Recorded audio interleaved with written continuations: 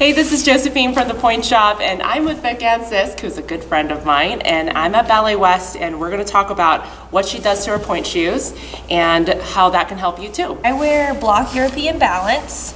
They're like the only shoe that is like has a short box and is square enough for my toes because I have short toes, but they're all like the same length and the same width as like. She basically has like the best foot shape for pointe work because they're like all the same length and like there's no like one toe that's like sticking out or anything. So it's like usually everybody's toes are like so tapered, they have like one toe that's sticking true. out. Yeah. And then it's like pressing on the ground or like whatever, but there's a perfect. And this is actually a pretty common shoe. Yeah, so a lot of people wear these. Right, so like the Block European Balance is very common. It's one of the most popular shoes on the market, but it's not that common with professionals. Yeah, so normally you guys are in freeze and you guys are in makers and custom and everything, but you know, she's like straight out of the box. So like she is stock. easiest ever. And you have the same size on both feet. Yeah. Low maintenance. I sew kind of weird like this so that it pulls up the whole heel. Oh wow, you do sew it really interesting. So she actually goes through the entire canvas and satin part. So a lot of people will just go through like the canvas so it doesn't show, but there is a function to this because it's pulling up the fabric, the extra fabric. But I feel like they would take the elastic and sew it right here.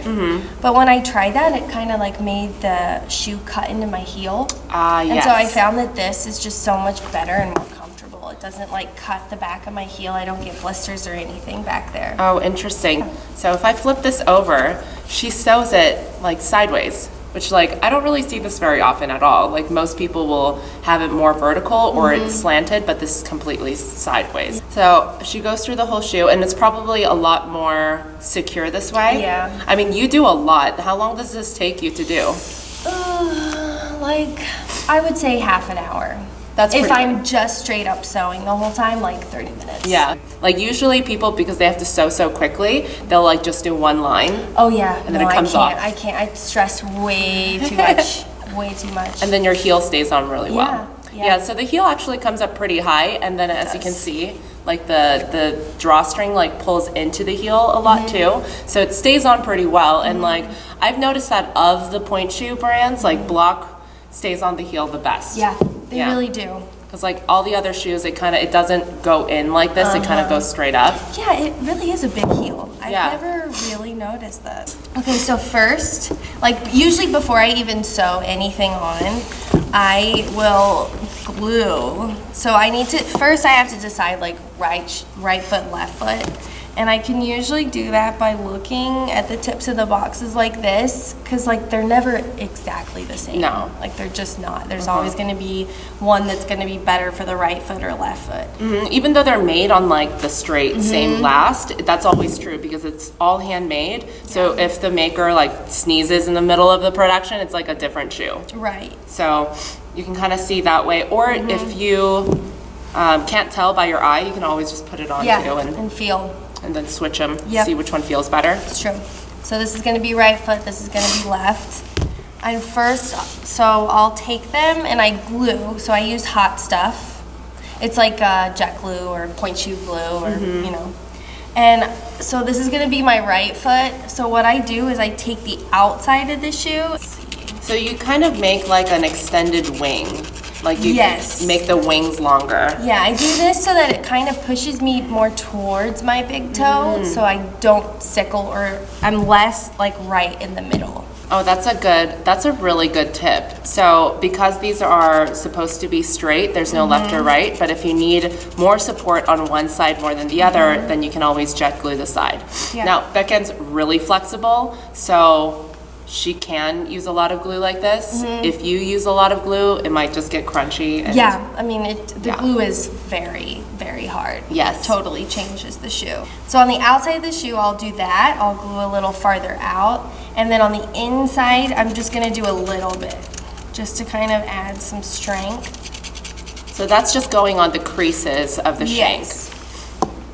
Then I usually try to wear them for just bar. and I try to feel and just kind of break in the shank where I want it to. And after that, after I've kind of let it like find where it wants to break, I take more of the hot stuff and I'll glue from like right here to like right under my heel.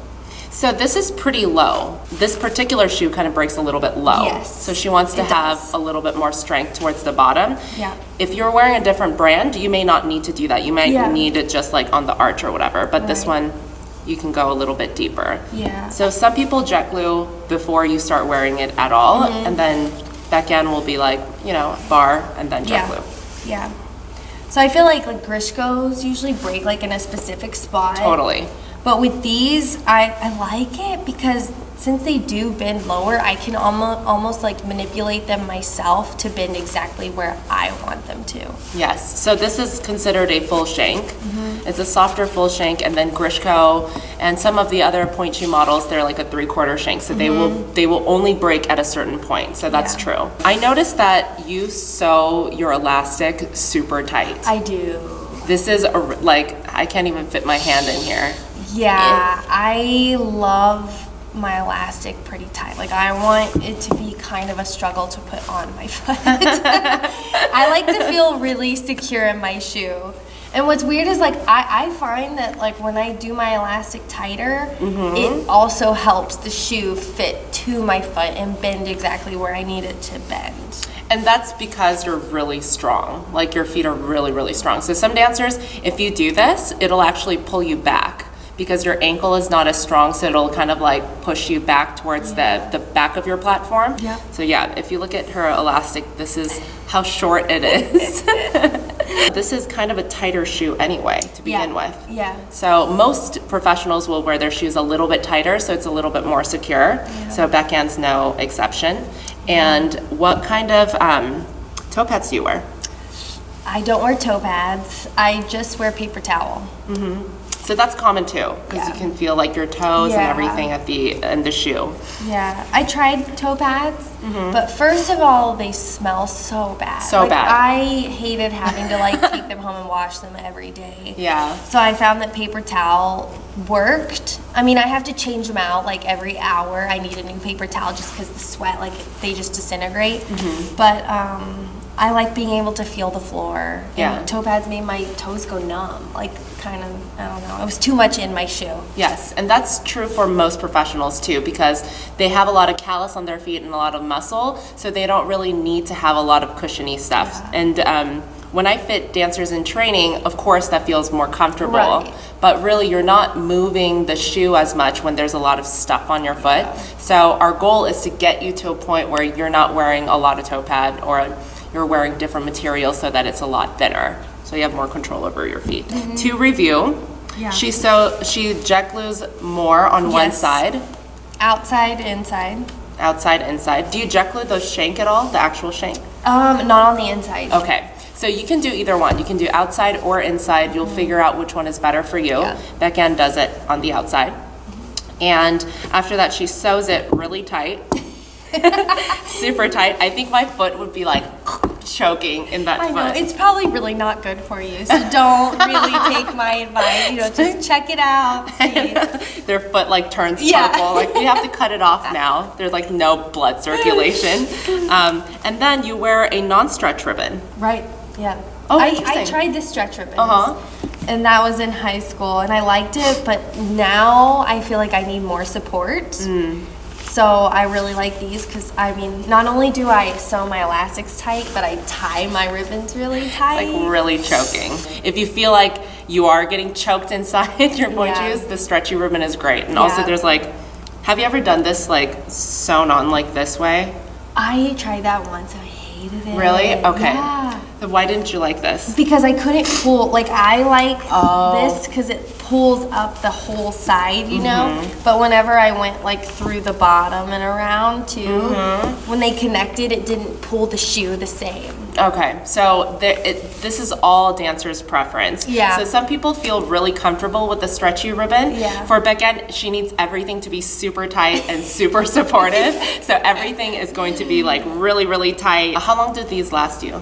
It depends. Like if I'm doing a lot of pas de deux and stuff, then they die pretty fast. Like that could be like a day or half a day if it's like really hard pause.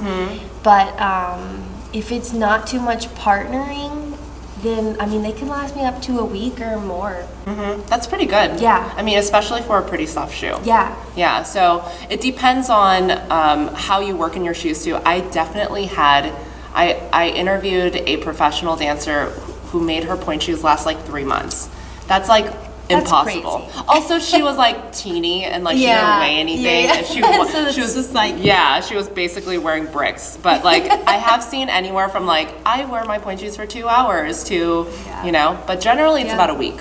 Yeah. I've noticed. Yeah, about a week. It's always good to have more than one pair sewn at a time. And I find that they last longer if I like throughout the day am switching from shoe to shoe. They all like if they have time to sit and dry, then they last longer. She has Swan Lake coming up.